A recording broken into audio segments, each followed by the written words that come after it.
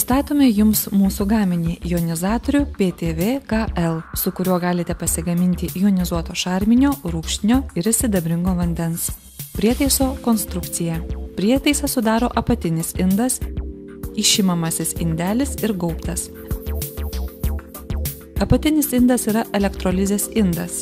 Jo viršuje iš abiejų pusių įtaisytos rankenėlės. Į indą įstatytas pusiau apvalios formos išimamasis indelis, kuriame vietoj priekinės sienelės įstatyta pergamentinė pertvarėlė su dviem plokštelės formos plastikiniais laikikliais, viršuje tvirtinamu fiksatoriumi.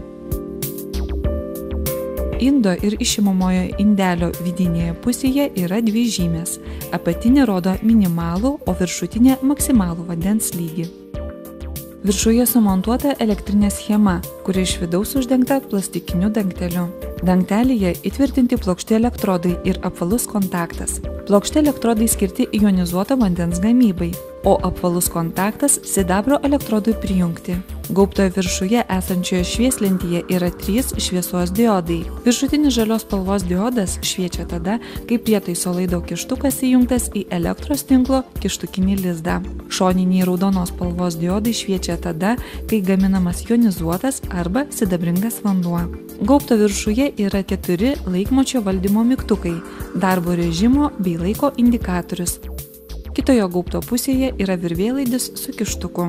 Pergamentinė pertvarėlė įdedama tarp 2 plastikinių plokštelių formos laikiklių tokiu būdu, kad išorinėje plokštelių pusėje esančios rodyklės būtų nukreiptos žemyn. Po to pertvarėlė su laikikliais įstatoma į išimamojo indelio specialius griovelius ir tvirtinama fiksatoriumi.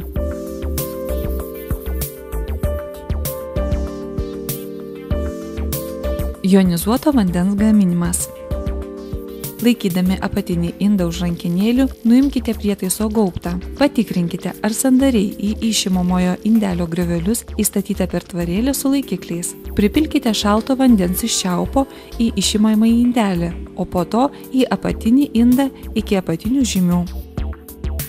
Uždarykite gaubtą taip, kad tamsus elektrodas patektų į išimamąjį indelį. Įjunkite virvėlaidžio kištuką į kištukinį lizdą. Gaubte užsidega žalias indikatorius, o laikrodžio indikatorė raidė PH. Spausdami valdymo mygtuką pažymėtą rodiklę į viršų, nustatykite reikiamą prietaiso darbo laiką. Norėdami sumažinti nustatytą laiką, spauskite mygtuką pažymėtą rodiklę žemyn. Paspauskite mygtuką Start. Įsižiebia raudonos spalvos indikatorius, pažymėtas raidė PH. Praėjus nustatytam laikui prietaise pasigirsta garsinis signalas ir prietaisas išsijungia automatiškai. Jei norite anksčiau nutraukti prietaiso darbą, paspauskite mygtuką Stop. Ištraukite laido kištuką iš kištukinio lizdo, nuimkite gaubtą, išpilkite iš išimamojo indelio rūgštinį vandenį, o iš apatinio indo šarminį vandenį į paruoštus sandariai uždaromos indus. Išplaukite vandeniu išimamąjį indelį ir apatinį indą ir išdžiovinkite. Prietaisą surinkite ir laikykite sausoje vietoje. Sidabringo vandens gaminimas. Modifikacija KL. Laikydami apatinį indą už rankenėlių, nuimkite prietaiso gaubtą. Uždėkite ant gaubte esančio kontakto laikiklį su apvaliu sidabro elektrodu. Gaminant sidabringą vandenį, išimamasis indelis nereikalingas, todėl jį išimkite.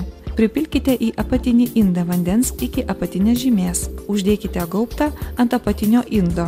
Įjunkite virvėlaidžio kištuką į kištukinį elektros lizdą. Gaubte turi šviesti žalias indikatorius, o laikmečio indikatorėje užsidegti raidė S. Pasirinkite prietaiso darbo trukmę. Spausdami valdymo mygtuką pažymėtą rodiklę į viršų, nustatykite elektrolizės laiką.